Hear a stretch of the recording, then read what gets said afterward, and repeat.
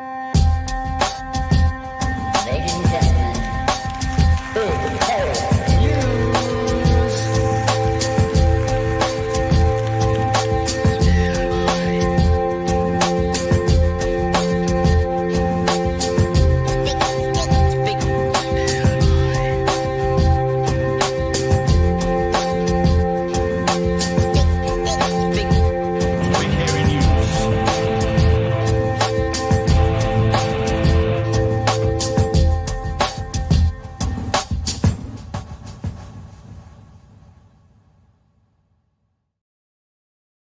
Hey, kia ora koutou te whānau. Welcome back to another edition of Big Hero News. Kia ora, Chewy. How are you, love? Kia ora, Pat. I feel like I'm almost backsliding into that sickness that I had last week. Ah, I feel like my body has decided, you know what, our whole job is now is to not feel vaguely human, but just become a factory for snot and other assorted mucus. It's a good time. I had literally 10 minutes before I came downstairs, my 16-year-old call me from her bedroom saying, you got any of those COVID tests, Dad? My friend just told me COVID and negative at the moment, but who knows? It's going around, man. I mean, it really, truly is. Really can't get away from it anymore. Don't forget, we've also got an outbreak of meningococcal here in Dunedin. Meningococcal, yep. Very scary. Right. I should always be careful not to read emails while you're talking to me, Chew, because then I can't do two things at once. Hi, back again. So tonight, we've got an interesting show, actually. I got off the show last night and we'd talked a bit about the Aero review. And as I was getting off, I had a look in YouTube, because I sometimes have YouTube going while I'm editing. And a story came up from Stuff, from 3 News, a full story on it. And I was like, shit. If only I'd known that was there, we would have done a proper part on it and we would have looked at it properly and we had information. But the truth is, conversations this morning with Marama Davidson, with Nicole, McKee, and with Chippy, ironically all on Big Herald now, talked about the Aero review. So we're actually going to bring some of that stuff back from last night to have a look what they did say. So tonight's show is going to be a bit different because we've sort of got different subjects crossing between similar different topics, but this is a Venn diagram show, Chewy. This is the Venn diagram show. And one of the things we've got going on is, and I don't think we've ever had Dr. Russel Norman as a guest on BHN. I think I've circled him a few times and asked a few times, but we've never actually had him. And as we speak, apparently Russell is doing a car run with kids home from swimming. And so he said he'd jump on and have a chat with us about 9:30. They presented a petition to Julianne Genter and to Christopher Hipkins today about the government not standing up and speaking out loudly enough for the illegal actions going on in Iran at the moment, the illegal war. So we're going to be having a chat with him about that, about what's going on in Iran as well. What else are we doing tonight? That's kind of it. So it's Russell Norman on Iran, on this petition. It's Christopher Hipkins. He's talking about 3 or 4 things, and a part of that is the Aero report. It's Nicole, McKee, and Marama Davidson squaring off over inequality, but also talking about the Aero report. That's where it came out. So it's a sort of, as I said, it's a Venn diagram. And whilst we are not going to be talking about the Christopher Hipkins situation, the social media stuff going on, it is interesting that it's still leading everywhere today. So it was the lead story on One News tonight, and I just thought, and on the messaging, on the interview he had with Ryan Bridge this morning, the first 4 minutes of a 9-minute interview was talking about that, asking all the same questions, and just wanting it for their own, for their own sound bites. And after we did a big thing on it last night, I think this is where we're at, Chewy. He says one thing, and he's adamant in it. She has said one thing, and she's adamant in it, and none of us know which is true. Or where the truth is within that, somewhere in the middle, perhaps. I don't know. So I think continuing this conversation on, like some media sources are doing, it's like, so you're at a point now, public, you either believe her, believe him, or don't give a shit. That's sort of all there is. So when that's all there is to do, I always go, well, where's the news story in this now? Any thoughts? Yeah, look, I don't want to revisit this story, to be honest. I think, I think we're done. you know, and I've seen some of the Twitter lawyers taking their positions and going, well, the public deserves to know because Crown money, rah, rah, and fuck off. But deserves to know what? Yeah, they don't. Like they, one of the comments that I saw is like, we deserve to know if some of his wages goes to child support or something like that. And I was like, no, it's not. It's none of your damn business. It's never any of your business, something like that. So stop being a cretin.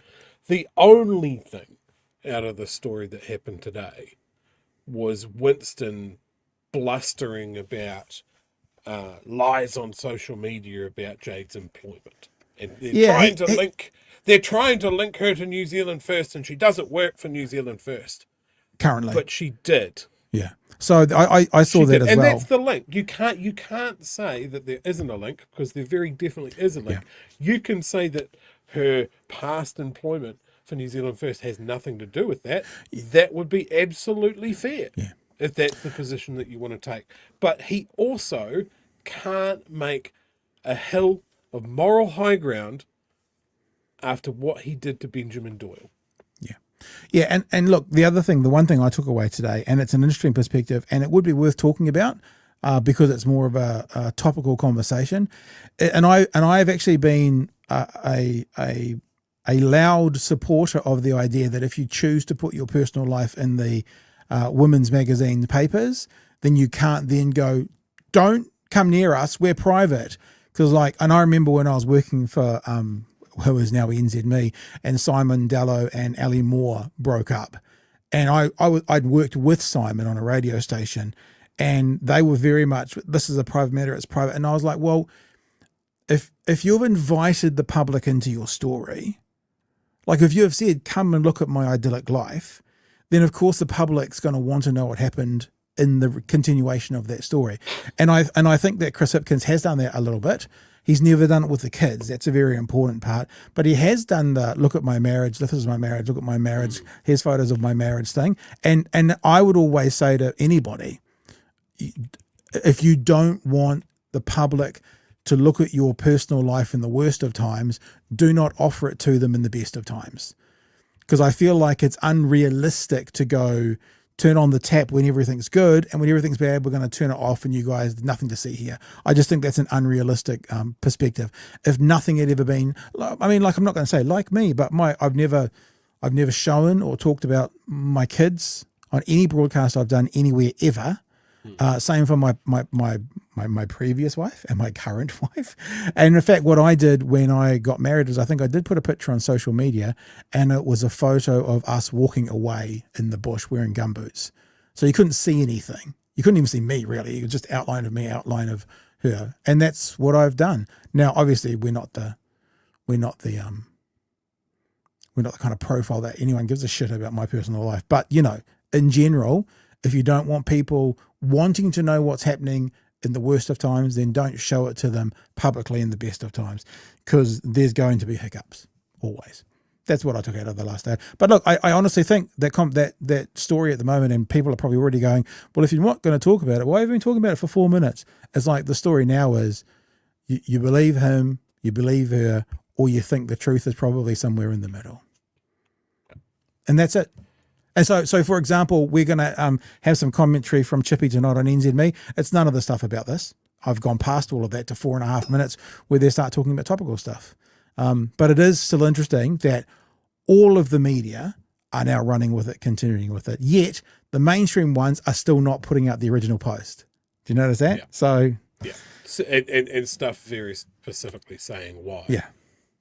And he did the round of the morning shows and that sort of thing and touched on it then. And like I said last night, I hope that once the circuit has been done, then that's it. Yep. That's it. Let it wither. Yep. And look, to be honest with you, whingers in the chat. This was the lead story on One News. We talk about what's in the news. We're talking about a story that was in the news and saying, but we're not really going to talk about it. So if you're unhappy with the narrative or the commentary that's going on right now, there's an off button. Right. So Russel Norman will be joining us sometime around 9:30, Chewy. That means we kind of have this, we do a story now for about 15 minutes and then do, it's like, how do we fit Russell in when he turns up? So maybe we'll just do that. Maybe we'll start with Chippy's story on Big Herald Now this morning, because they were talking about the biggest news story in the country. That's the other thing. Like the biggest news story in the country should lead the news. And his relationship is not the biggest news story in the country. The war in Iran and how it's impacting our cost of living is the biggest news story in the country. So as you can see, this is 4.5 minutes in out of 8 minutes 30, where they started to finally get to the biggest news story of the day. And Ryan Bridge wanted to know from Chippy about the government messaging on what's going on with, I guess, what I'm calling a fuel crisis, the issues around fuel. And is it mixed? Like, are they dropping the ball? How is the messaging that is coming out? Are you confused at all by the government's messaging on the fuel shortage? On the one hand, don't panic, we've got enough. But then on the other hand, Shane Jones yesterday saying we're in spitting distance of the 52 days coming up. Regardless of what the government's saying, I think there are some pragmatic things that they could do at the moment that would help people and actually help to ease pressure on our existing fuel supplies. Allowing people to work from home a bit more. Many businesses are doing this already as a pragmatic move where it's practical for people to work from home. They're letting them do that. The public sector should do the same where that's practical. Notice that the government still hasn't said that though, eh? The government still hasn't said, work from home would be a good option, and the reason they haven't said that is they rallied against Labour encouraging people to work from home. So even though economists are saying that's a really good option at the moment, a really good way to help save that reserve, this government can't say it, because if they say it, then of course everyone's going to go, hypocrisy, so they won't say it. Increasing access to public transport, including looking at making that cheaper for people. The cost involved in doing that to the government's actually relatively modest in the grand scheme of things, but it would again help to preserve our fuel supplies and ease some of that cost of living pressure that people are facing at the moment. So the government should be looking at all those small pragmatic things they can do now that will actually help. Yeah, and the thing is, Chewy, the whole work from home thing, it's good that some bosses are letting their sort of workers do that, but it's not the individual company's job to manage our fuel reserves. It's good if some people take it on board and choose to be good citizens and do it. It is the kind of thing that should be coming from the top. Hey guys, we would really encourage you to do X, Y, Z. We would really encourage you to, I am joking. I know this is a little bit out of context. You didn't say it quite like this, but put less in your boot. We are encouraging you to get on public transport. We are encouraging businesses, if you can, to let your people work from home, but they won't say that because they can't say that, Chewy. No, and like I said the other night, it doesn't have to be crouched like it's a failure of the government or it's a panic situation. It's like, we're talking prudence here. We don't know how the situation's going to develop. Here's something that we can all do. The government's going to do this. Say we're going to make public transport free. Consider not taking your car to work. Considering working from home where you're able. None of those is a panic fucking crisis situation. Yeah.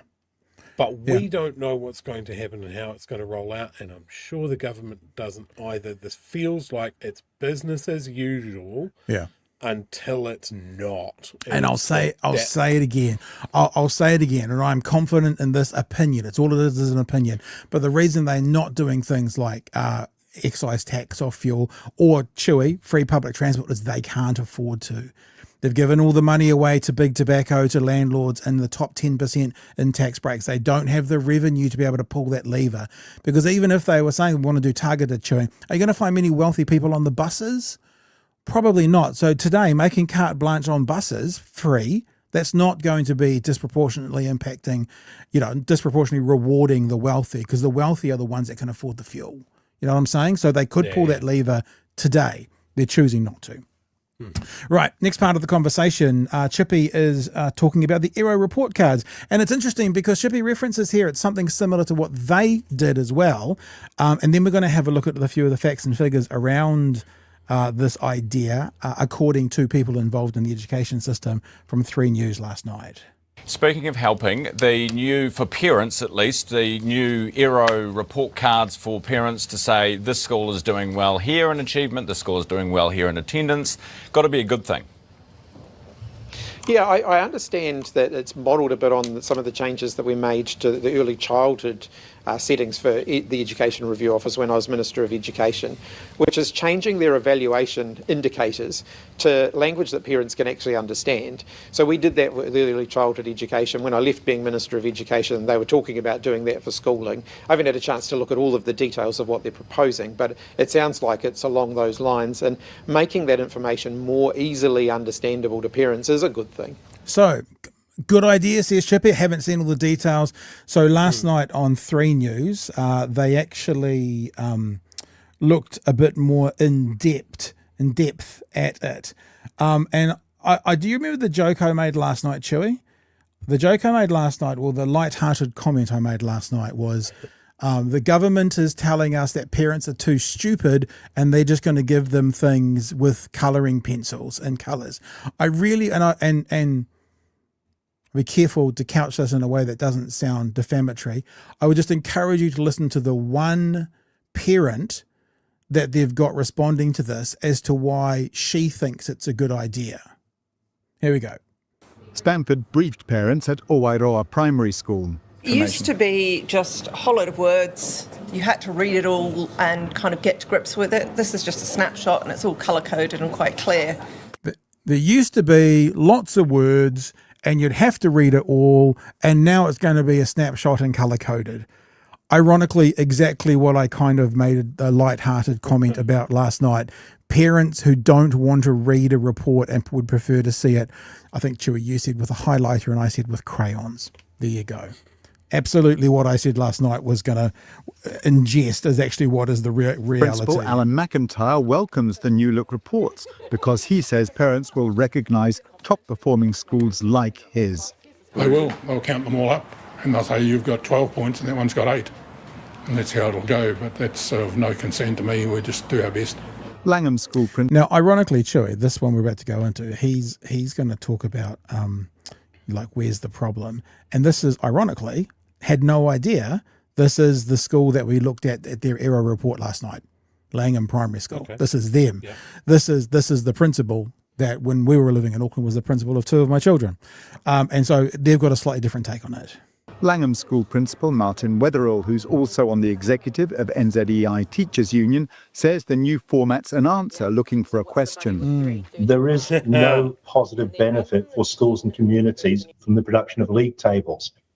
One of the key errors, key mistakes, key things missing from the new reports is there is little to no community context. The School Boards Association welcomes the new clarity, but has concerns about the potential for league tables. So just so we're clear, league tables are, think of a sports table in the end of the season. The one that's won the most is number 1 through number 20. So very clearly for everybody, a table ranking schools from number 1 to number whatever it is, 495. And remember what we asked last night is, and it all depends on where they get placed on that table by what you deem to be successful. If it's academic response and the people who are closest to 100%, those schools are going to be at the top. If it's sporting achievement and they're going to be at the top, the government gets to decide what success is. So the government gets to decide what's going to be on that league table should there be one. I think it's the last thing that schools need. Schools don't need to start being ranked for who's doing the best at achievement and who's doing the best at attendance and all those kinds of things. I think it's all about us working together as a community of people to do the best for our children. Like most parents, I don't want to see our schools competing against each other. They should be focused on making sure our kids and their education is put first. This was designed in such a way that wouldn't happen, with 14 different areas that are reported on, and within those 4 different categories of reporting. So it's been designed in such a way to avoid that. Now, I'm not throwing shade here, Chewy. I want to go back to the principal from Aotearoa. in Howick, okay? And he says something really interesting about he doesn't care about this. He just wants to get on with it, right? Says parents will recognise top-performing schools like his. They will. They'll count them all up and they'll say, you've got 12 points and that one's got 8. And that's how it'll go. But that's of no concern to me. We just do our best. It's of no concern to me. We'll just do our best. Now, Aotearoa School. Let me give you a bit of background on Aotearoa School. Aotearoa School is a Decile 9 multicultural school located in Howick of Auckland. In case people are unaware of what happens, the Decile system in a school basically ranks the wealth of the area from 1 to 10, 10 being the top, 1 being the bottom. 10 is basically the wealthiest area you can. This is the problem that people wealthy school, wealthy. Basically, 8 to 10 is the band at the top that's considered, the wealthiest schools. And so what it basically means is the resource that school can pull on via their parents who are wealthy. The lower the number, down to number 1, the more people in that community that, let's say, are lacking in money, are beneficiaries, perhaps, or are retired people. Up the top, the more parents and more kids within that school that come from wealthy families, the doctors, the lawyers, that kind of stuff. There is research ad infinitum that will show you the more money you've got, the better your child does at school.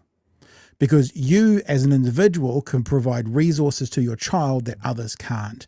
You as an individual can help provide resources to your school that others can't. The problem like food.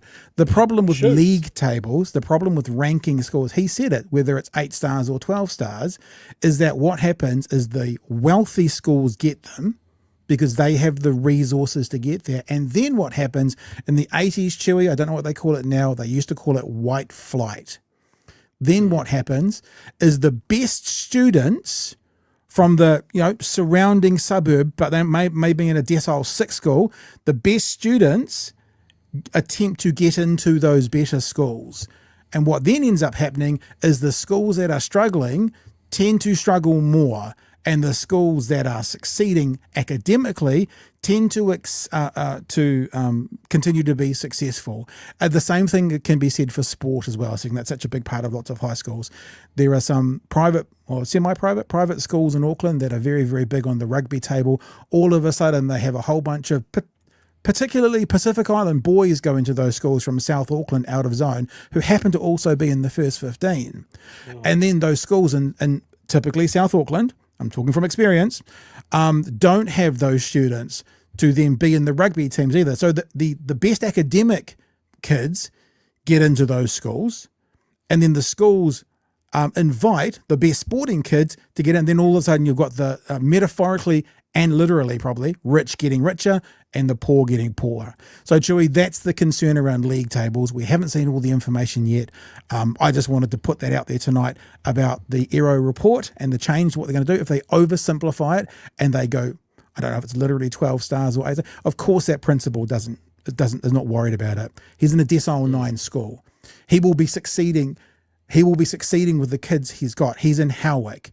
There will be lots of wealthy parents who have every advantage. Their kids are starting on second or third base, and they are going to disproportionately succeed compared to a poorer school, Chewy. Yeah, and this is like Nationals tried similar things with education every time they're at the wheel, and they get the same result, exactly what you're describing, the effects on the communities that they're in. Again, this is National going back to the tried and true ideas cupboard. And it's interesting, the same stale idea. Interesting having Chippy go, it's not a bad idea to make things clearer for parents. I mean, I don't think anyone would disagree with that. But then to basically oversimplify everything to give that school as an 87 and that school as an 82, based on all sorts of stuff, including what Mr. Wetherell, I can remember his surname because I can remember my middle child did a story on how deep Lake Taupo was. And she went, it's 60, Mr. Wetherell's tall. So he was saying there is no problem here. There is no problem to be solved. He also talked about the community not being involved in this change to Aero. So it also then goes, as we've said what, 100 times in the last 12 months, Drew. The devil is in the detail. Erica Stanford said there's 14 categories. Okay, that's cool. There's 14 categories to rank a school, but how are they weighted? Because just because there's 14 categories doesn't mean the ratings, like if academic rating is up there with attendance rating and they're all rated near the top, then the wealthy, and across New Zealand, predominantly white schools, places like Howick, huge proportion Asian schools as well, will do well, because if you're coming from a wealthy home, the research also says you don't stay homesick as much. Your parents can afford the petrol to get you to school. So if it's about attendance and if it's about attendance and academia, then if they're weighted more heavily than, I don't know, cultural input or cultural learning, then it doesn't matter if there's 14 categories. We need to know the details of how those categories are then weighted as well, Chewy. Yeah. We are going to talk some more about Aero when we get to Marama Davidson and Nicole McKee. We won't bring that in now because it's a part of their conversation, but Marama has a similar sort of go about this, and to do with inequality and the inequality that there are within schools. And that comes back to the decile system as to the haves have and the have-nots have not as well. We'll go back to, he said, good morning, New Zealand. Good morning, New Zealand. Big Herald now here. Because this also, I think, is going to come up with Marama and Nicole McKee. But Chippy was asked this morning about the health system top-up. Now, we heard about this yesterday, but it didn't talk much about it. $25 million. Can I just say, more money is always better. But $25 million, I don't want to be pedantic, but is $5 per person in New Zealand extra for the health system for winter. Yeah, that's 25 million in something that has a budget of, I think, 64 billion. Is it billion? Something like that. So it's it is a literal drop in the bucket. It does. I mean, like no one's going to say it's a bad thing, but of course, then all the questions need to get asked about this government, the changes that they've made and the reallocating they've made. And of course, we are going to hear that line later on from Nicole McKee, where they come out saying that they have put more money into the health system than ever before. But what if that more money was $1 when inflation is 4%? That means technically it's gone backwards. This is only 45 seconds. Let's have a listen to Ryan Bridge talking with Chippy about the health system top-up of $25 million. Health, the government is putting a whole bunch of money in for winter. A whole bunch Are you of welcoming money. this? Surely. Oh, every winter, the health system needs a bit of a top-up for winter. Anything that we can do that keeps people out of hospitals is a good thing. Making prescription medication more freely available, which is something that we did as a government, certainly helps to keep people out of hospital. Those minor winter ailments, which can often be treated by a pharmacist, the government can do more in that area. Keeping people out of hospital is really where our focus should be. I'm campaigning on 3 free doctor's visits. If people go to the doctor rather than to a hospital emergency department, that's a good thing for the health system. That's where I think we need to really place our emphasis as we head to what could be quite a challenging winter. Yeah. Be interesting to see, Chewy, if we get to the end of the year and there's a change in government, that Labor wants 3 free health visits. And what do the Green wants? Free doctor's visits, full stop, across the board. It's like, how will that negotiation go in the end room? We've got Russell there in the waiting room, but you got 30 seconds? Any comments you want to make about the health system before we move through? Yeah, look, I think our health system is creaking along. I think this government has knocked out all of the foundation piles that it can get away with, and I think it is sick at this point. Like, they've staffed it for staff and resources. They've pitched regions against each other.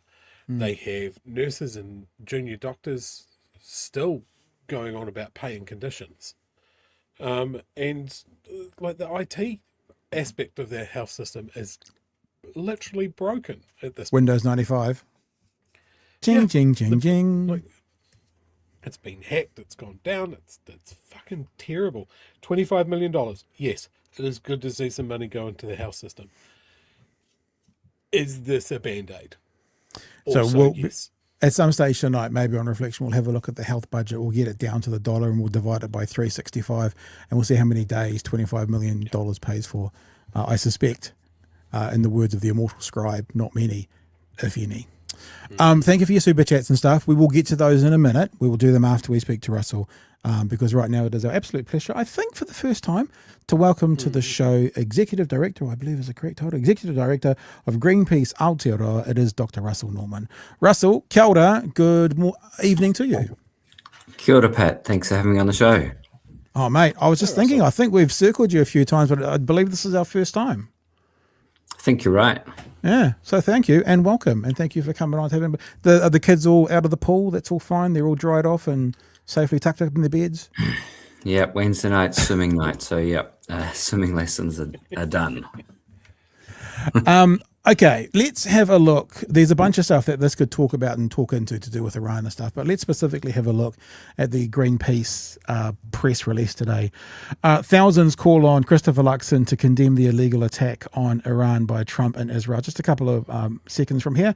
Thousands of people have signed a petition demanding Christopher Luxon stand up and condemn the illegal attacks on Iran by the United States and Israel. Greenpeace delivered the petition to opposition leader Chris Hipkins in Wellington today. I think Julianne Genter was there as well, wasn't she, Russell?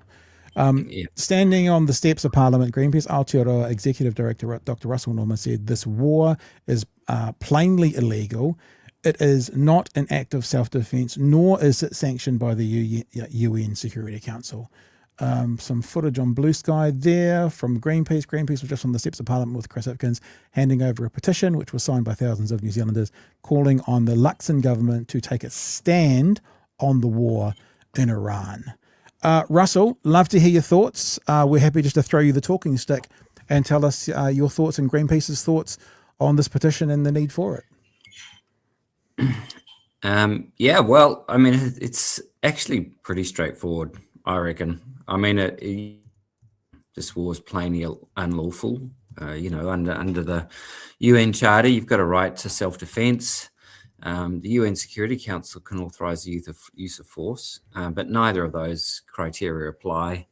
And it's, we saw the latest defection from the Trump government just in the last 24 hours, where they just said, there was obviously no threat to the United States from Iran. So the whole basis for the military action is, as Trump himself said, it's regime change.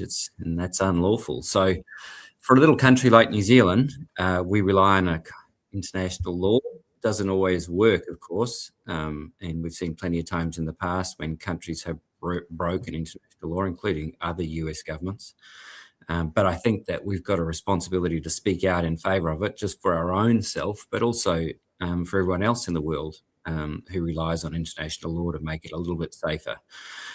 I mean, like having watched the US do various wars as well as Russia and all the rest of it, I mean, in the past, they've tried to justify things in terms of international law, and Colin Powell has famously tried to do that, as did Tony Blair with the weapons of mass destruction with the attacks on Iraq. But this time it's so brazen, and Trump is doing this not just with regard to this war, but he's also doing it when you think about his attempt to undermine the United Nations regulation of seabed mining, for instance, in other places. He's trying to basically destroy these kinds of institutional governance institutions. And I think that's really consequential, and we need the government to speak out about it. Of course, Christopher Luxon didn't. He just sat on the fence, couldn't really explain his position. And so this petition, we just kind of put it up over a week or two. It was just a quick one. And 5,000 people signed it, just saying, calling on the Luxon government to speak out against this illegal war and to speak out in favour of international law. And that's what it was about today. As someone who's sat in Parliament and done that role of politician in your life, have you ever seen a worse performance than Mr. Luxon not being able to condemn the killing of schoolgirls in a school by an American bomb? Yeah, I mean, it was pretty bad. I mean, of course, there have been many other actions by the United States. I mean, you just think about, the Gulf War 1 and 2.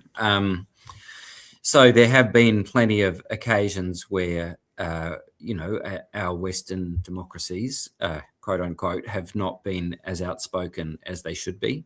But it was a particularly bad performance. There's no question about it. And the problem was he just didn't. He obviously was didn't want to upset Donald Trump. I mean, I guess that's kind of what out. But he doesn't have a counter. He doesn't have another part of him which goes, well, maybe international law is important. I mean, he doesn't have that framework. So basically, he just didn't want to upset Donald. That was his kind of primary motivation.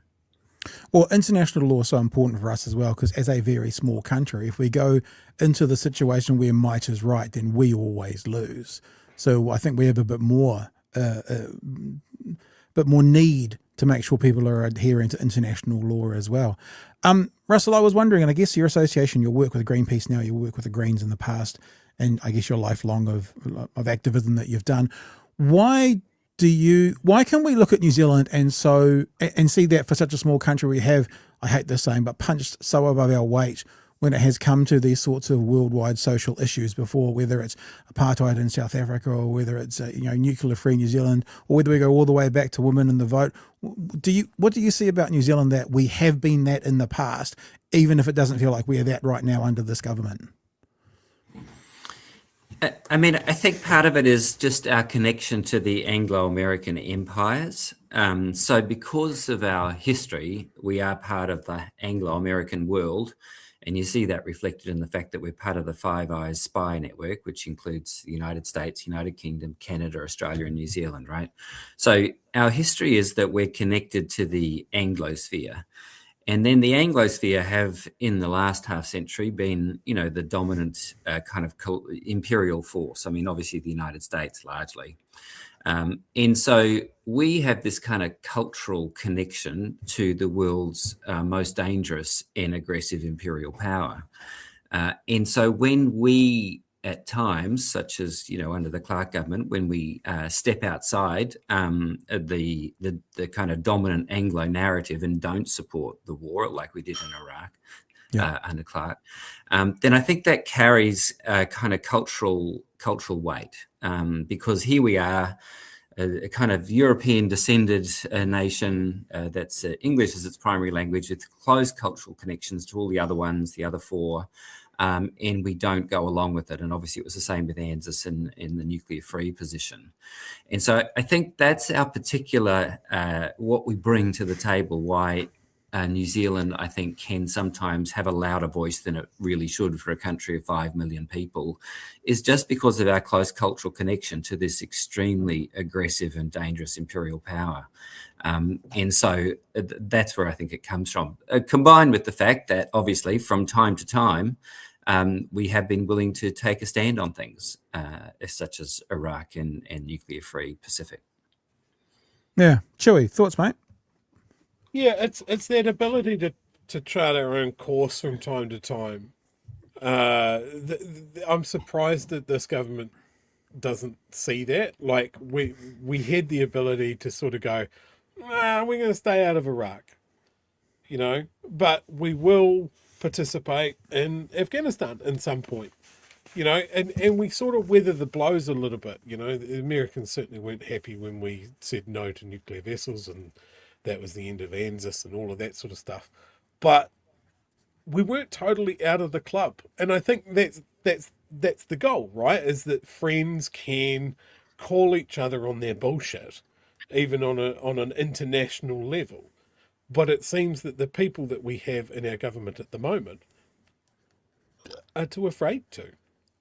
Maybe it's the fact that the Trump regime is so unpredictable and so vindictive that they don't know what to do and they're paralyzed by it. But I think if we made a moral stand here, I think we could weather it. Is that what we're looking for? Is that what the people of New Zealand want? Is to see us just be a bit braver and stick our heads up a little bit further?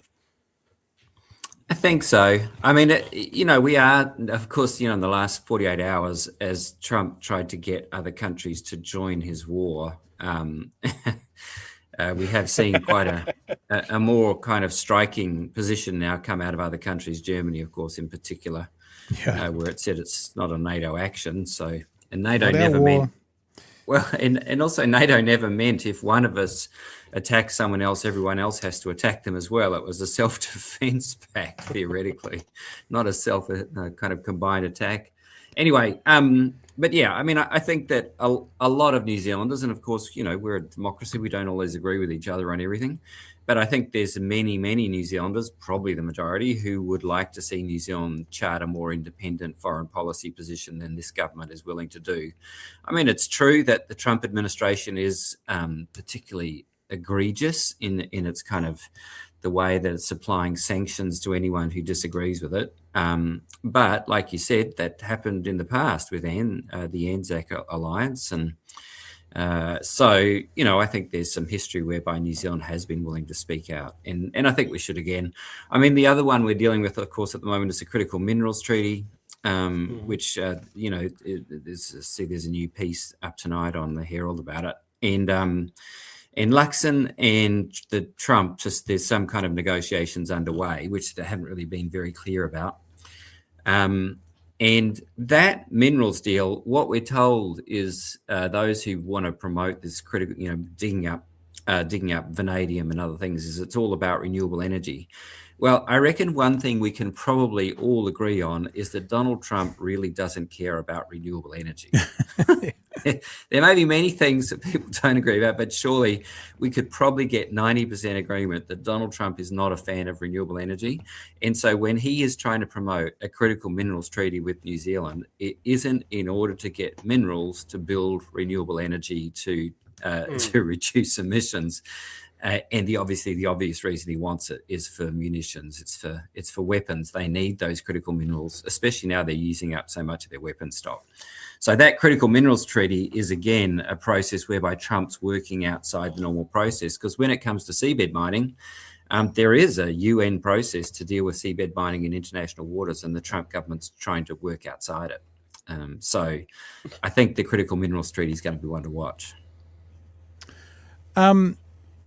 Again, harking back to your experience in Parliament as well, if Luxon stood up and did this thing that I think we'd all like him to do, and push back against the narrative coming out of America on Iran, could that harm New Zealand?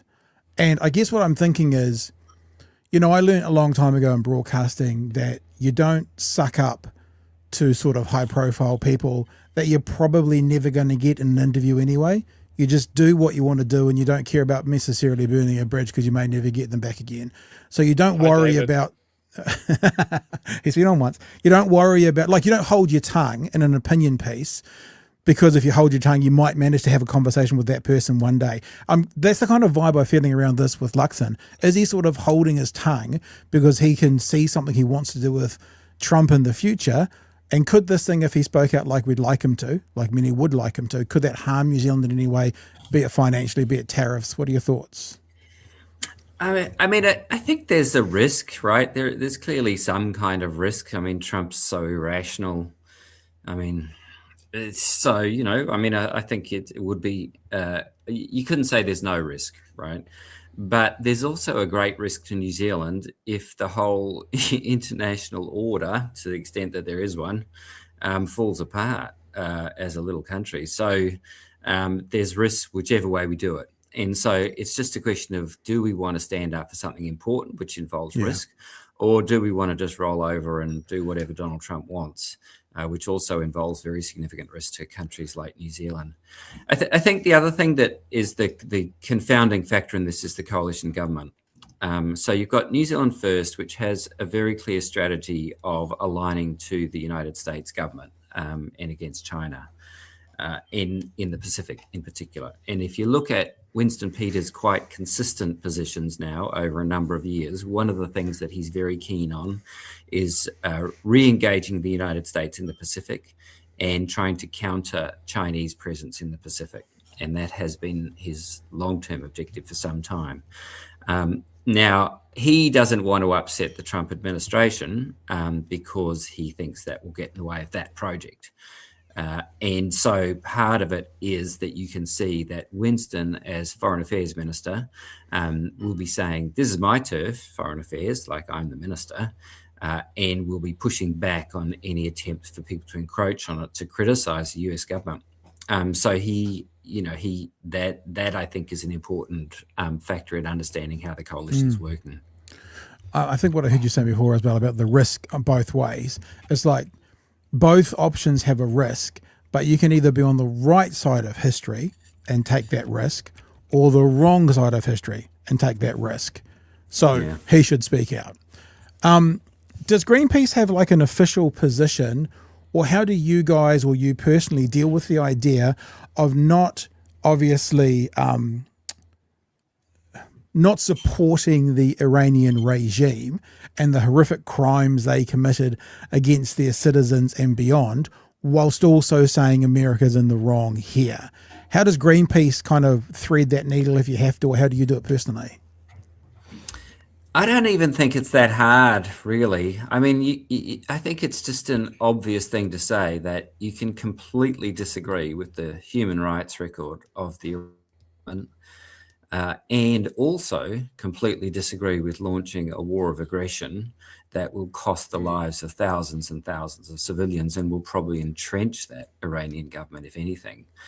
I mean, I think those positions are consistent. I mean, there's a parallel for us in Ukraine and Russia, right? We used to have a Greenpeace office in Russia before the war in Ukraine. Wow. But we were extremely in government and its invasion in Ukraine and what happened there. And eventually we had to close that office because of the hostility from the Russian government. So Greenpeace is, I think, pretty consistently spoken out against this kind of aggression, and at times it's cost us quite significantly.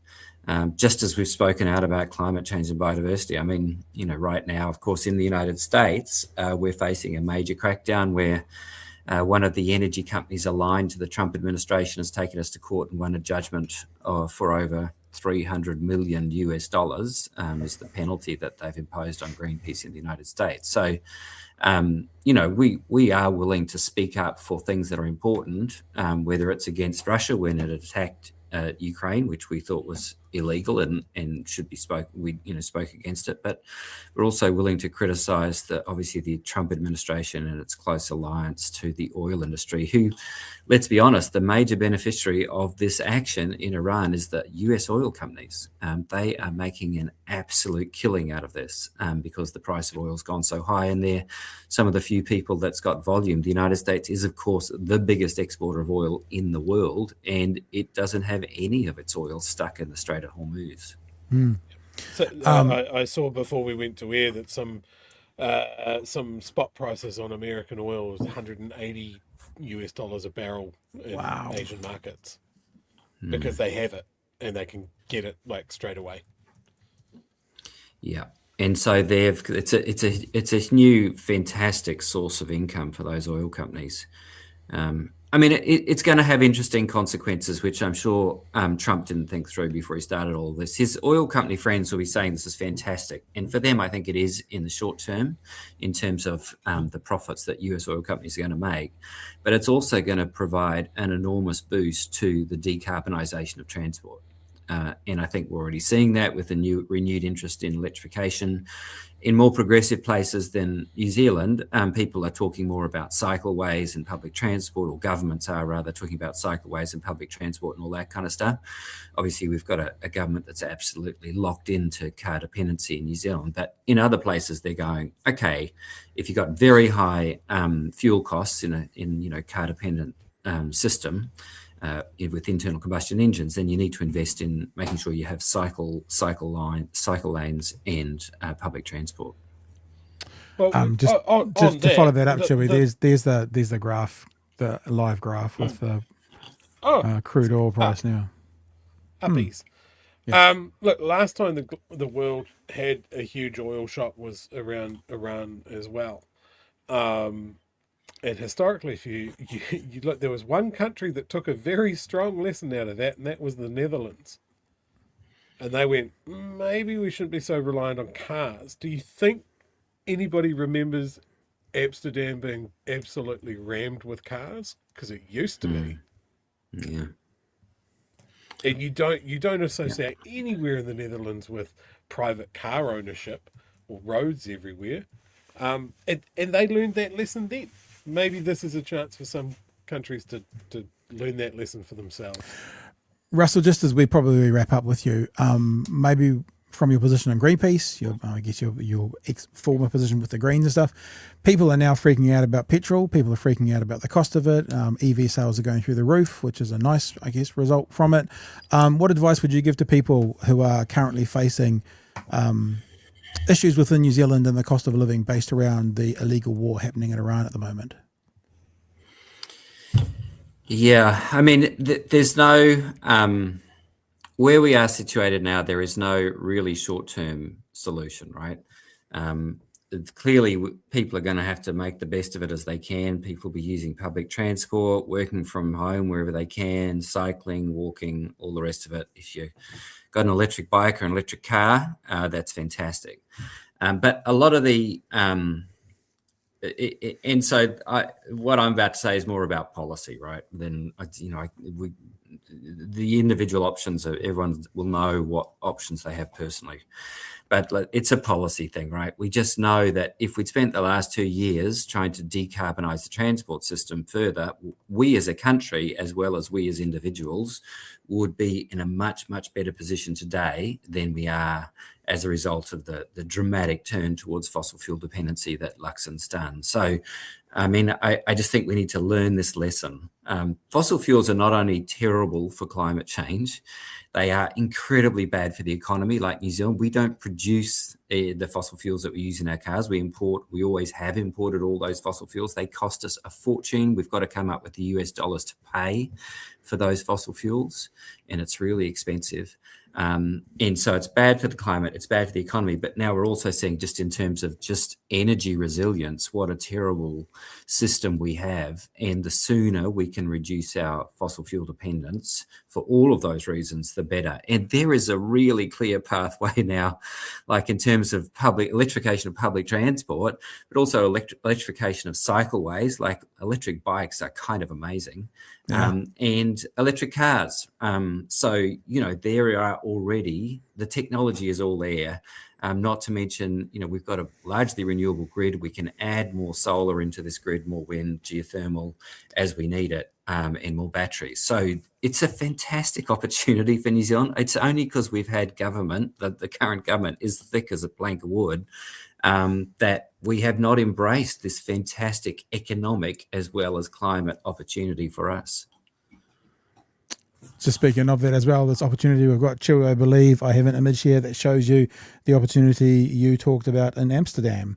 Left of the screen is right of the screen is cycle lanes and stuff. I mean, there's the difference in cars, same street, Amsterdam, 40 years apart. I mean, just from a vibe point of view, would you rather be hit by a car or would you rather be hit by an attractive person on a bicycle? Like, it's an easy choice for me. Hey, Russell, thanks so much for joining us tonight. Really stoked you gave us some time. Is there anything you want to leave us with? I was also going to show people the petitions page you guys have got as well. You got a lot of stuff going on there. Stop the LNG terminal. Yep, we've talked about that. End oil sponsorship with the Olympics. Luxon no minerals deal with Trump. Stop dairy expansion. Stop Luxon's toxic cover-up. So is there, and load more, have more. I was thinking actually when I was reading this afternoon, I was like, does anyone ever do a petition which is do rather than stop? Lots of petitions that say don't do. Do we ever do petitions that say, would you please do? Like the opposite of it?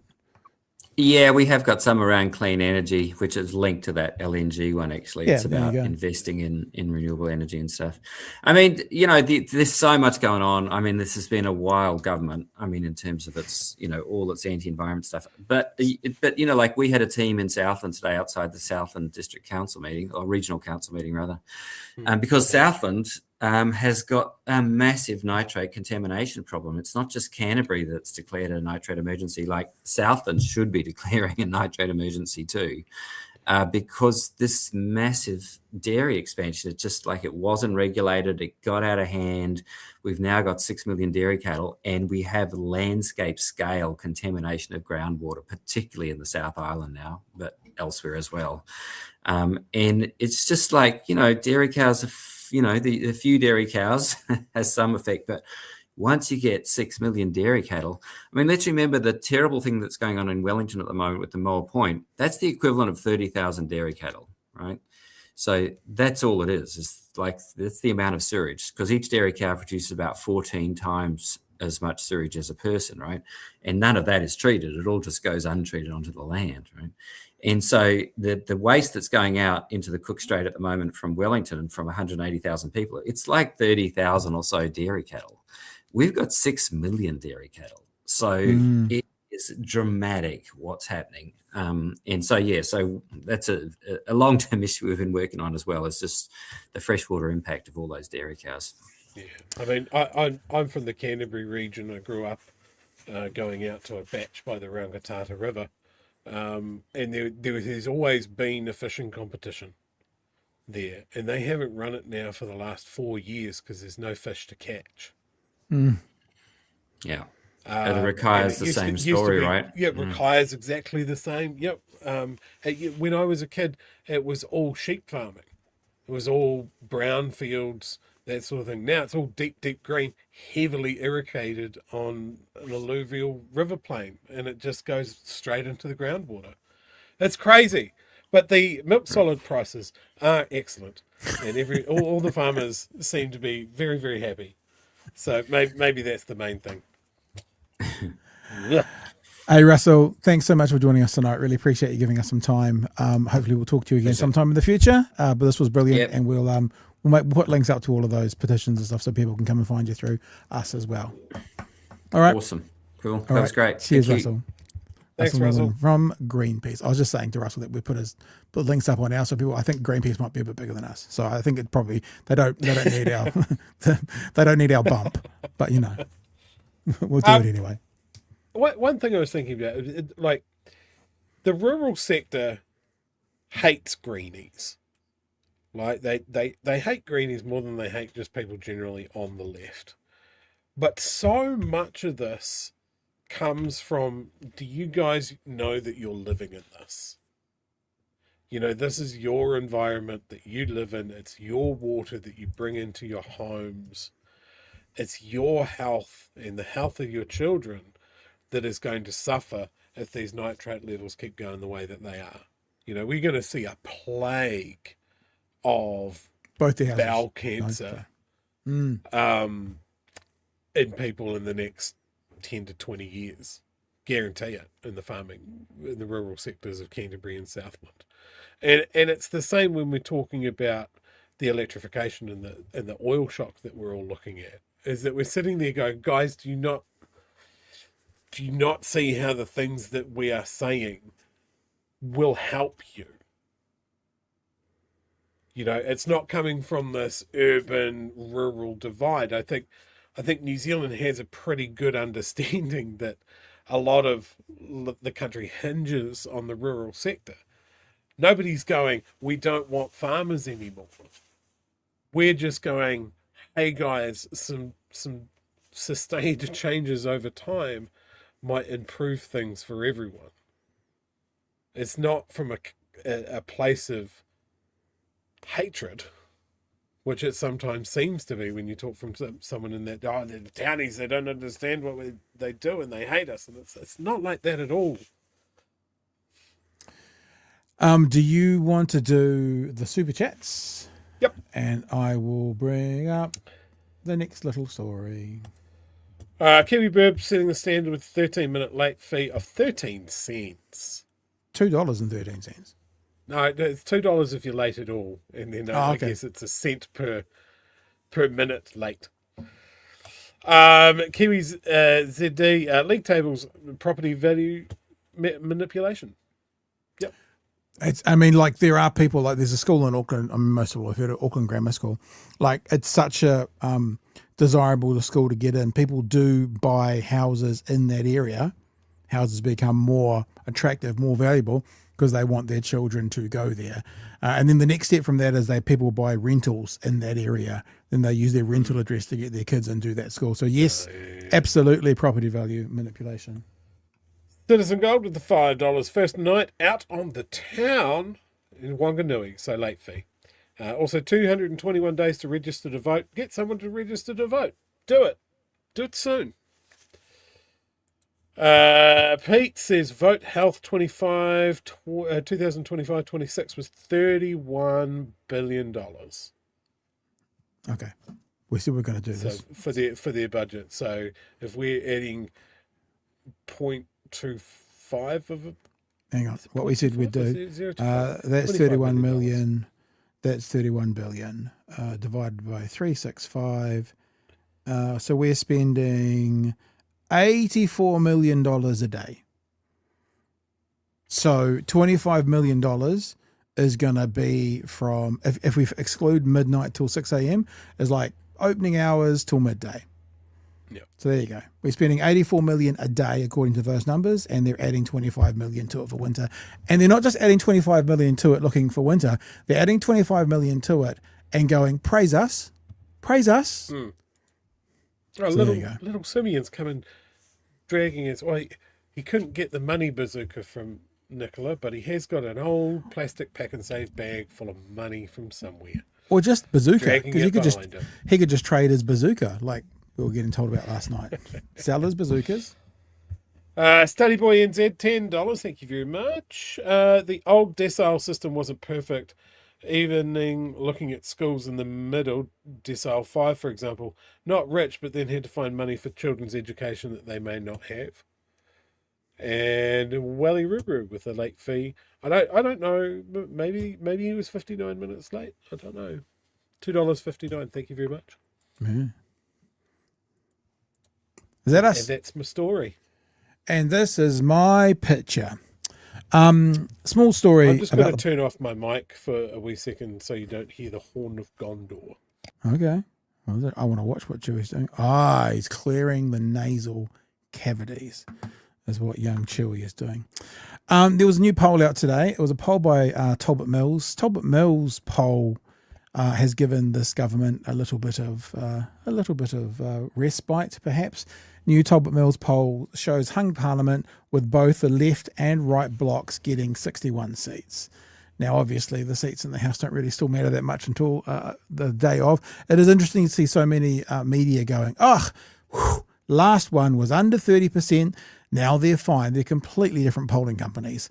You don't go from the, but it does also raise a point, Joey, and I don't think we said this, and not saying this last time was probably not fair.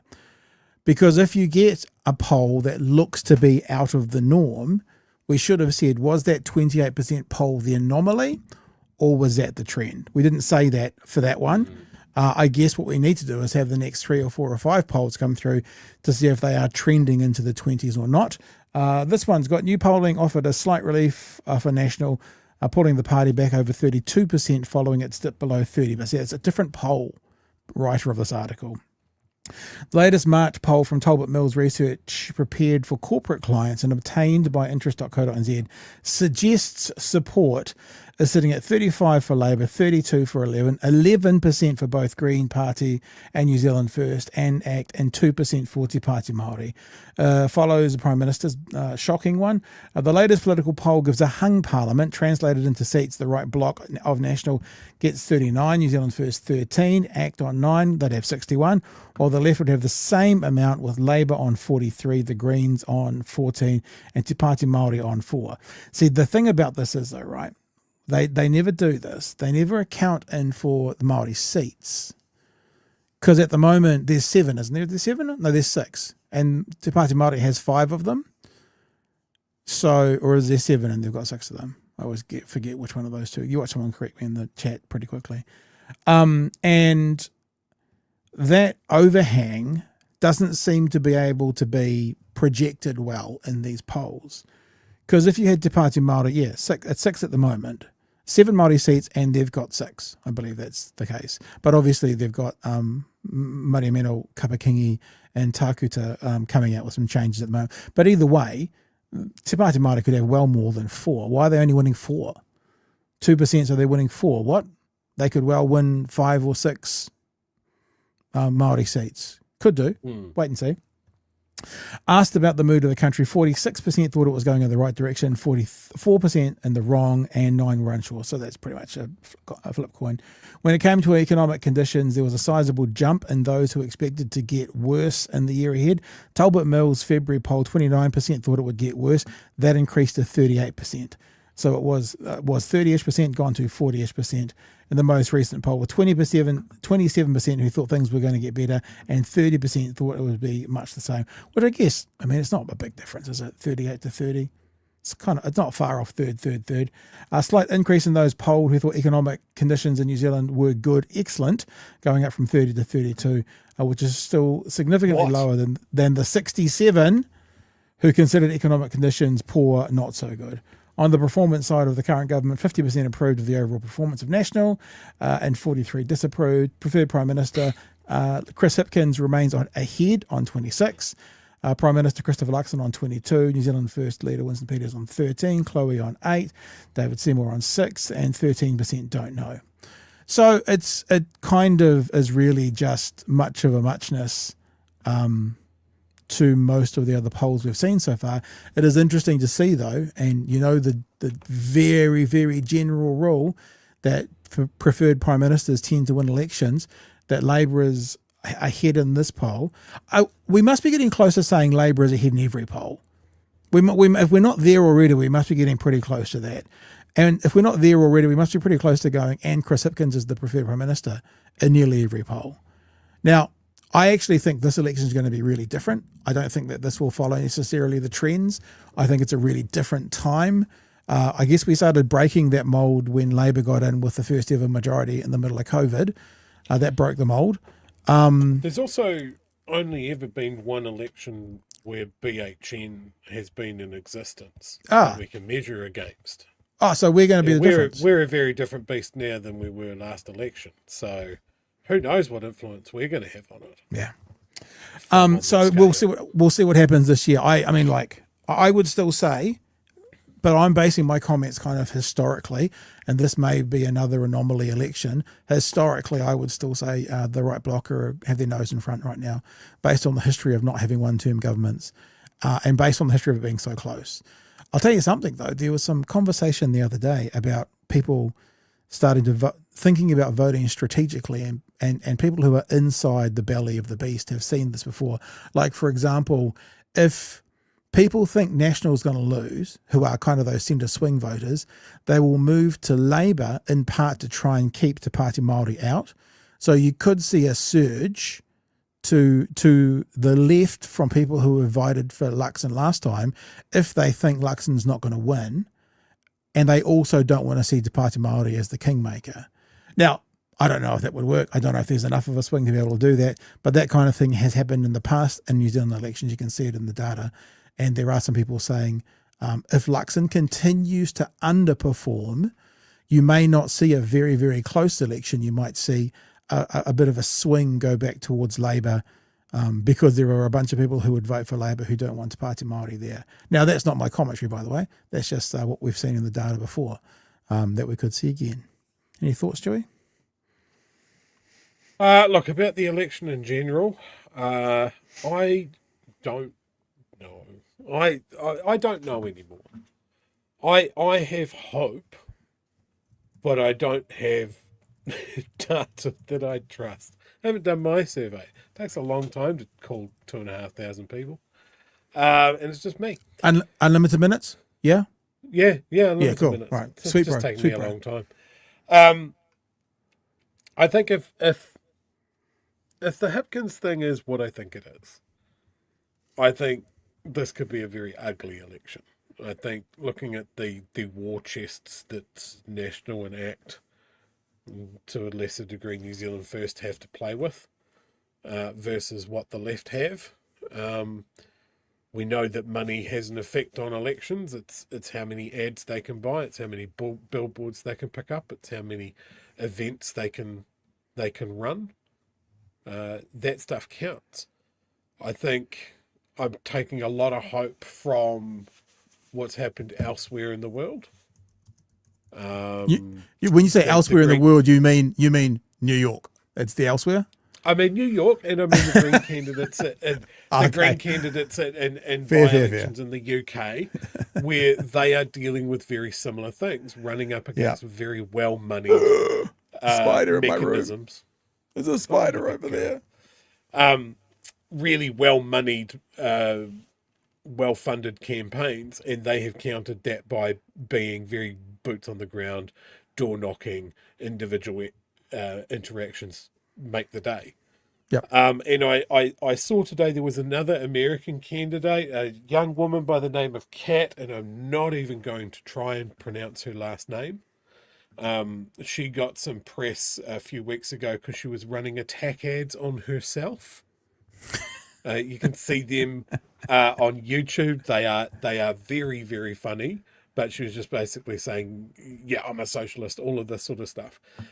She narrowly lost, and she had a tiny, tiny fraction of the funding for that run. So I think if the Greens, Te Pāti Māori, Labour can see the value in those face-to-face interactions, Labour doesn't see it. I they don't don't think see they it. do. And they hope, don't. I hope the newer candidates do. Well, Mr. Gary Pienda, I'm talking to you. The thing about the thing about Labour is when you talk to them, they really do feel like the group that are sort of more centre to centre left, and like you put progressive legislation or policies in front of people stripped of all its colour, and they always rate. And it's just whatchamacallit on houses, the tax on houses. I can't think of the first name right now. They always rate. They rate, and I don't know what it is that that Labour seems to. Well, if they were doing it consciously and they were looking after the centre left who were a bit scared of those kooky Greens, and they were opening the door and allowing the Greens to then really push them, you'd go, okay, because what they're actually doing is they're acting like the Democrats, because in the Democrats, you've got the centrist vote and you've got the progressive vote in one party. But it doesn't feel like that's who they are. It feels like that they're more like, no, straight up and down the line, centrist, left, we look after these people, but we don't go too crazy. But the quote unquote crazy, and I'm using that word obviously hyperbolically, policies seem to rate across the board most of the time. But we've talked about this before. If you separate your policy from your party and just have talks with people, what is important to you? What are you afraid of at the moment about the economy, about your kids' education, about how you're going to survive in your old age, right? Ignore the fact that I've got a big red Labour lapel badge on or whatever. This is how we're going to get into your life and make things better. I think the way things are and the way that social media works and the way that money has influenced people, again, you become very tribal. I've always voted for this team. They are my team. I don't even have to think about it anymore. And if you're trying to make a difference there, it is those conversations, literal conversations. A cornflake sign, driving to work and seeing so many blue cornflake signs makes you feel really good if you vote blue. And it makes you angry if you vote for the other team. But it's the conversations with candidates and talking about policy, how it's going to help your region, how it's going to help your school, how it's going to help you. That is what wins elections, in my opinion. And I think we've seen that, in New York. We're seeing it in midterm related races in the US, and we're seeing it a little bit in England, not just with the Greens, but with Reform as well. So the lesson is also there for New Zealand First, who have some very tight links with the Reform Party. Yeah. So that's something we need to be aware of. The other thing I was going to But I think this is going to be a weird election, just to underline. I was going to pick up on one thing you said there as well about the Chris thing that we're not talking about. Grant Duncan did some commentary today. I think he was on Herald and he might have been on One News as well. And he actually said, I am paraphrasing, I saw it in passing, so I will check myself before I wreck myself, riggedy wreck. He said that women will remember the story at the ballot box and they will give it weight, whatever's happened, and that could be damaging to the Labour vote. Now, whether that means those people then went to the Greens, whether it means they didn't vote at all, and it was an interesting perspective, which is why we talk about narrative and the narrative that can be painted, which then lies back into what you're saying, Chewy, about the war chests. Because probably if the right was smart, they would start working on that narrative to actually focus on women to bring them across, so to speak. Well, look, they don't watch our show, hopefully, so I'm not giving them any ideas. But can you imagine? We've seen a little bit of this already, and I don't know if they realise what they're sitting on. But they have been talking a message for most of this year. You can't trust Chris Hipkins. Just that line. And then on capital gains tax, on this, he said he'd never bring in capital gains tax. Now he is. You can't trust Chris Hipkins. They can just lean on that, not mention this thing, and it will link in people's minds, I think. And it's a very good point made by Detective Rogers, except what I would say is the women who are impacted by that are not going to be the women necessarily who wouldn't be voting for Labour and the Greens anyway. So that might not be who the messaging would be for. It might be for people, more women that have a bit more wealth, that maybe aren't the ones who are losing those. I agree with you.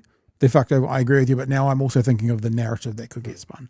We'll see. The other thing I'll say, people will also do what I did last night, which was project their own personal experiences with accusations or shitty breakups onto this. They'll put their own experience onto it. And I think, well, maybe we're overthinking this. Maybe I'll show you a magic trick, Pat. Maybe I'll just say something here and just lose half the chat in one go. Maybe we're overthinking about what women were thinking about in the ballot box, because their husbands should have told them how to vote before they got there. What's that? Booing? Numbers. Booing, I can hear. Oh, look. Ladies. The four people who have stayed with us, obviously, they've walked away from their screens. And it's just now they're going to come back with a cup of tea and go, where did all the numbers go? I'm pretty sure that Emily's going out to a garage now to get her e-bike to bike back down to Dunedin to smack me. Fee for thee, says Sarah. Oh, the people want all the super chats back as well, too. Laura says, door knocking wins votes, go and volunteer. And then I think 100%. You're being educated on a pronunciation. I start all of these because it's great. Abu Ghazaleh. Sounds like but a it's location. Definitely one of those names that is like you could practice this and then see it actually written, and then just go, I don't know, too many wrong letters in the wrong order. Kate Abby Gazebo. Or you could just say Abby Gazebo as well. Abby Gazebo. Which is it's actually pretty close. Abu Ghazaleh. Yeah. But anyway, I really enjoyed her very short, very energetic campaign. You can look up her campaign ads on YouTube. They are very good. Whānau, let's get into the last story of the night. This is Marama Davidson and Nicole McKee talking this morning about winter payments for the health system. And this is where you will definitely hear Nicole McKee talking about wanting a pat on the back because this government has put in the most amount of money that's ever been put into the health system before. Every year you can say that. Great, the government's putting money in and saying winter's coming, we're preparing. But does that not signal that perhaps money shouldn't have been stripped out in the first place?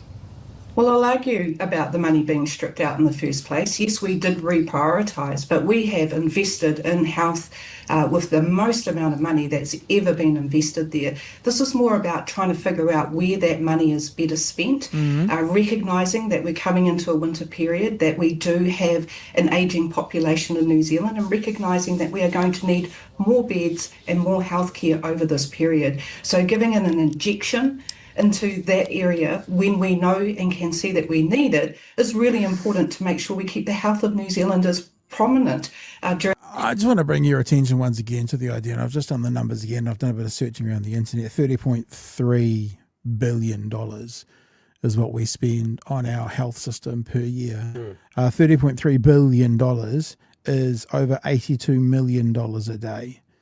Just to give a proportion to what it means to add 25 million to the health system.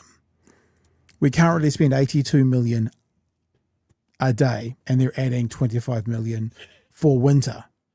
So if winter, let's say winter is three months. So winter is 3 months, give or take. So that 25 million. We're in Dunedin, 7. So we'll divide 25 million by 90. So they're putting in $277,777 per day extra into a budget which is 82 million a day. So no one's ever going to say 277 million a day isn't going to be a couple of hip operations, of course. But when you look at it as a percentage, adding $277,000 a day when we're already spending $82 million a day, we just need to have that perspective as well. In the winter period. So I don't believe we've stripped the money out. I think we're putting it in the right places. Like where would that right? Where would that just? This is the follow up, Ryan. Where are those right places? This is sometimes a problem with having two people, because now you kind of have to go to Marama and you can't, because that's where are the places that were wrong and where are the places that you're now putting in which are the correct places, Nicole? How much? We're not stripping away, we're putting back in. Okay, but when this government came in, how much did you demand stripped from the health budget? What were the savings that they had to make? Yeah. Was it $25 million or was it more? That the CEs got told they had to do. Let's get Marama's response. You welcoming this, Marama? I mean, it's money for health. Winter's coming. Well, if they had have not been a government that at every turn has been trying to cut services and investment into public services, we have been hearing from medical health specialists that this is a mere drop in the bucket. Of course, every penny will make a difference. But when you've got a government that has been on a road rage to cut funding to public services, and now they're scrambling, Ryan. They cut stuff, and now they're scrambling because they can see that it has an impact on ordinary people receiving healthcare. I may say, Ryan, those ordinary people are the ones that are paying for the healthcare, and we are in so much. I don't know what she's talking about here. She's basically saying, those ordinary people, they're taxpayers, you know. Yeah, and? Yeah. What are you trying to say? That are paying for the healthcare, and we are in so much debt as a country. We need to make sure that we're putting that money into the right place. So figuring out that we need to do this at this time for this upcoming winter is using the public's money the right way, in our opinion. We haven't. Okay. And you're right. The health budget hasn't gone down after National came into power, has it? Whoa. That sounds like a statement. Whoa. Citation needed. Whoa. We love it when it comes in stage left. $1.4 billion. Is that more? More Hang than on. $25 million. Is that more? Is that more than 25 million? That is. I mean, I'm going back to my schooling here, but hang on. This doesn't gel with what Sniper's Dream Ryan Bridge just said. Yeah, they didn't cut it down. That they haven't cut anything out of the budget. Health New Zealand is unlikely to be able to find $1.4 billion in savings without cutting into the front line. So they've cut $1.4 billion whilst adding back in 25 million. Yeah, my math brain doesn't quite get that, Chewy. Hey, but Ryan Bridge, he's got a very nice suit. He's got a whole team of people that look after his hair. Surely because he doesn't have to worry about those two things. He's got time to check the numbers, right? He's a proper big boy journalist in a big boy media company, right? Yep. Yep. Yep. So integrity and time and context. We'll get that from Ryan Bridge on this. More headlines. Impossible to cut health spending without affecting the front line, which of course means they're cutting health spending. New Zealand Health Commissioner welcomes mission to find $1.4 billion in savings. How about that one? Welcomes it. Remember our wee friend Lester Levy? Remember him? Welcomes mission. He's been put on a mission to find $1.4 billion in savings. What happened to that man? But don't worry, Chewy, stop worrying, whānau, because they're putting 25 million back in. So that's about the same. I mean, our dollar's gotten so strong, 25 million today is worth 1.5 billion from about 18 months ago, for sure. Pretty much what I do to my savings account. And I got to say, it's going very well for me. Next part of the conversation between these guys was we're going to circle back to the Aero reporting changes. There is a bit of a spat here about inequality. It's worth listening to, and then I've actually got a little edit to show you as well at the end, because it does get a little bit snarky between the two of them. They're talking about Aero and Aero starting to use crayons and pencils and colour things in for parents because parents are too stupid to read words, as we heard earlier today. Let's move on to schools, because this fascinates me endlessly, this argument from unions and from teachers, from principals, federations, etc., that you don't want schools to be judged on their merits, on how good they're, whether they... Said nobody ever. No one's ever said don't judge us based on our merits. No one said that ever. What they might have said is it's not right and proper to judge us solely based on academic response, because straight away what you've done is in lower socioeconomic groups and underperforming schools, those kids, those schools will end up being worse off, even if they're improving more so. So like you've got your brilliant student at XYZ college getting 95s every single year, and then you've got the student down the road at ABC college who's getting 40s and 50s, but by the end of the year they're getting 60s and 70s. They've actually improved more. That would be a better result, but the rankings won't show that. So no one's ever said it's based on merit. Let's just make that very clear. What has been pointed out very clearly is it depends who decides what the merit is and what's worthy of actually looking into and ranking schools by. That has been said. Are achieving it, attendance, at achievement, that sort of thing. Marama, what's wrong? I mean, and not ranking them, but just having a simple... Well, hang on. Who says they're not going to rank them? It's a throwaway. They're not going to... Not ranking. We don't have that, but this is... So you're not going to rank them, but you'll know exactly how many points they've scored, and you'll be able to look at all the ones in the area, but we're not going to rank them. But like a grown-up who knows what an Excel spreadsheet is can kind of work out the rankings themselves. But we're not going to do that. You'll have to do your own research. Piece of paper that says to parents, we're this good at that and we're that good at that. What's wrong? Transparency and clear information for parents, and I'm one of them with tamariki at school, is always a good thing, Ryan. But the teaching profession, teachers, principals have been clear for a long time.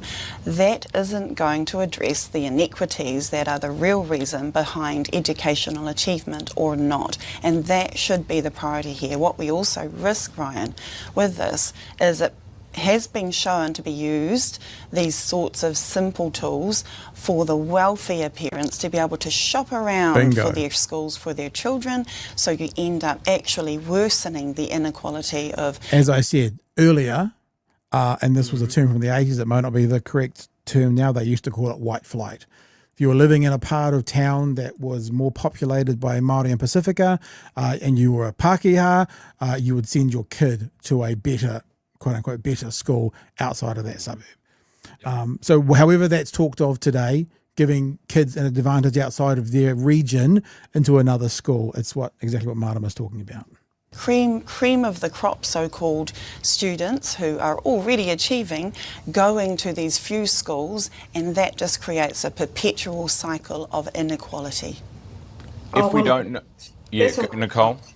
Look, I'm sorry, Marama, but, actually, as a parent with 4 children, knowing what school is achieving, what school has successes, what school... You can already do that through the error report, but we already know you guys are there to lead, not to read, as are your supporters. You want a stoplight, traffic light system all of a sudden that you hated during COVID, but you now want them to come back again so you don't have to read anything about the school, the culture of the school, how good the school is doing, how bad the school is doing, where they can improve. You just want to see, oh, green means go, send my kid there.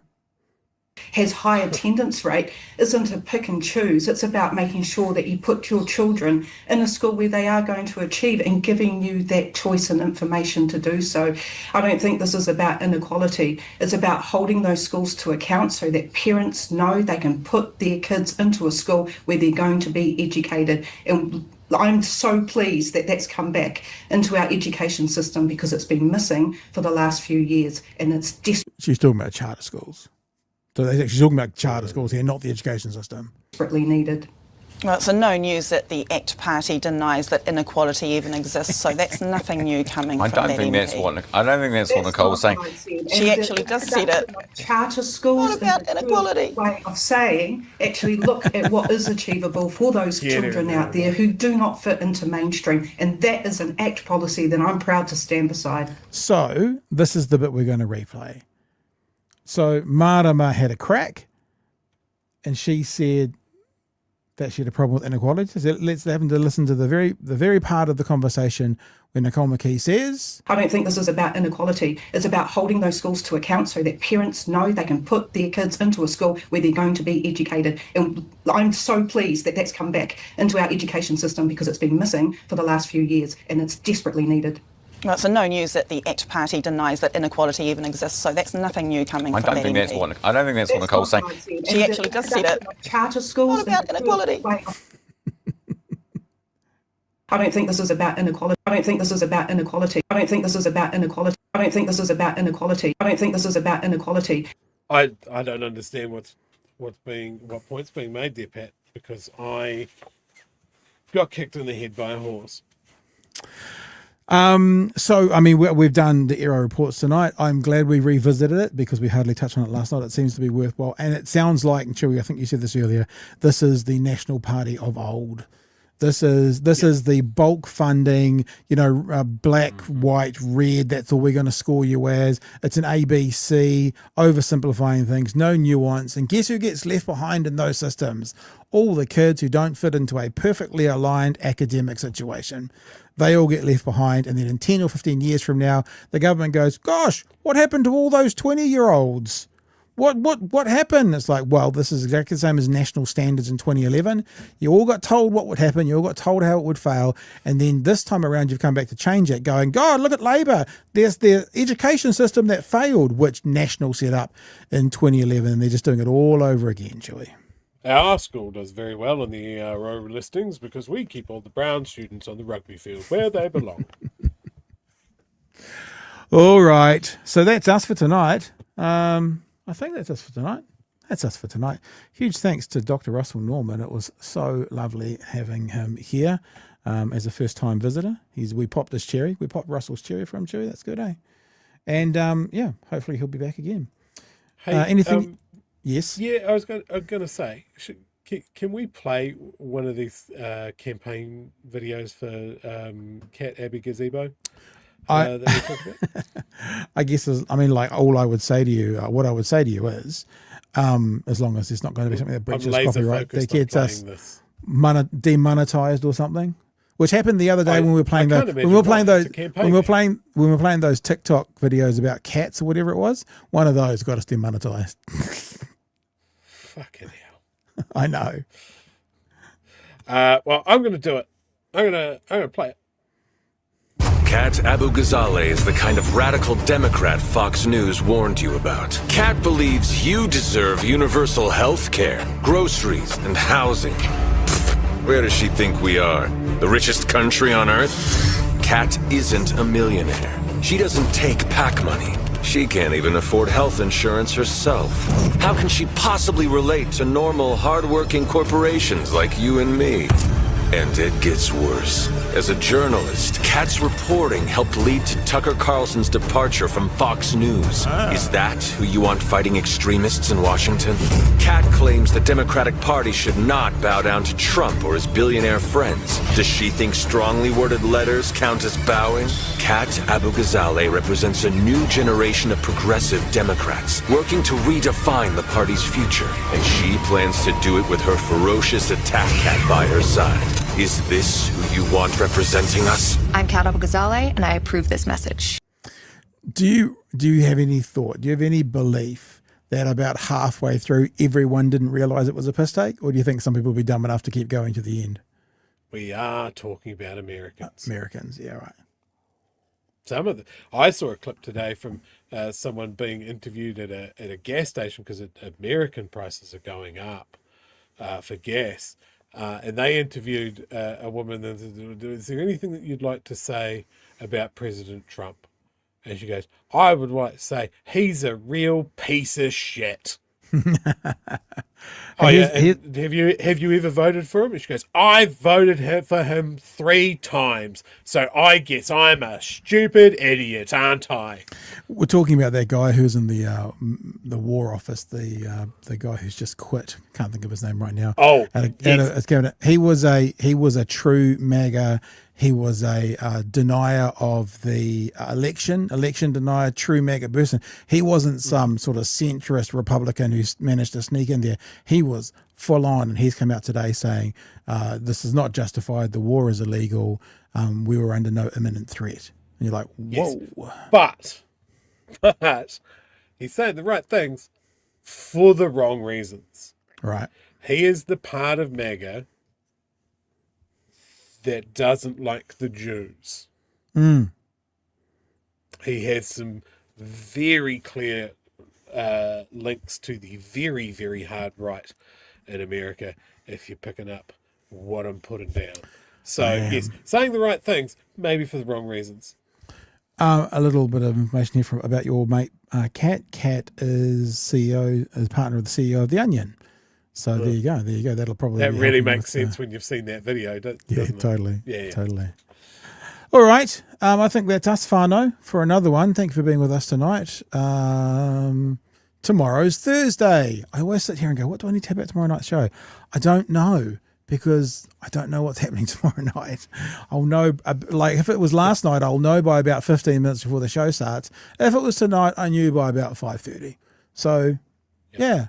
Actually, it's a good reason. It's a good reason to tomorrow and find out. Well, it's a good reason to subscribe. Subscribe to whatever you're watching us on, and then you'll get a heads up. And then if you've got an ability to be notified, like the bell on YouTube, ring that, and then when we put stuff out, you'll know straight away. That's a good idea, innit? I think it is. Innit, bruv? Well, maybe that's just me, bruv. All right, team. You're lovely. You're beautiful. We love you to bits.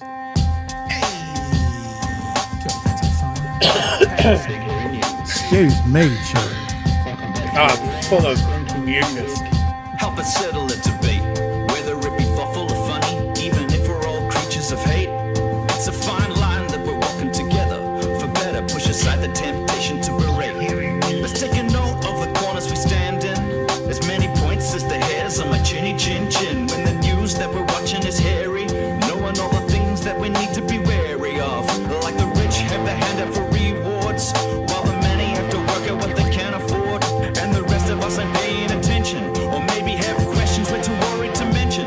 Other media is still dwelling on trivial facts, vetting peas from the rice and the mice from the rats, and picking and choosing a war path to run, and linking ourselves with the hill to die on. It's gotta come down to a welcoming vibe, with an A and a self and a higher in mind.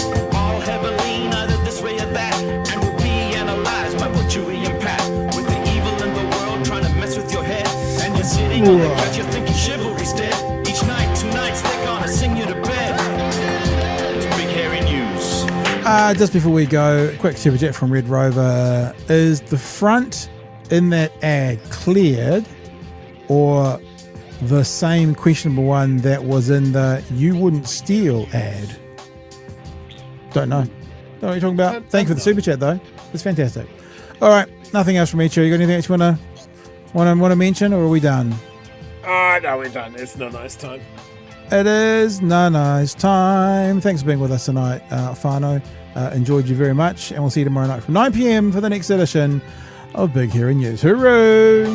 No.